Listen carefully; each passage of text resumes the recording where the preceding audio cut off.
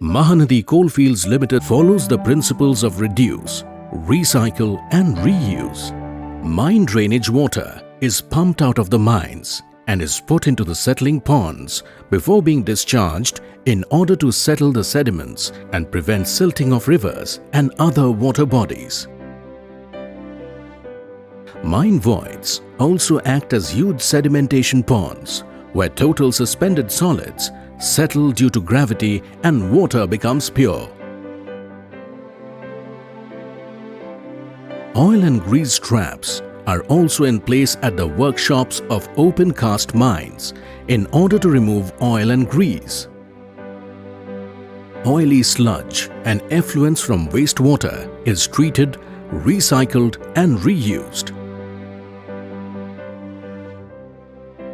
Water coming from the mines is conserved and harvested through a special conservation process called eco-tank. Thus, once again the flora and fauna thrives on it.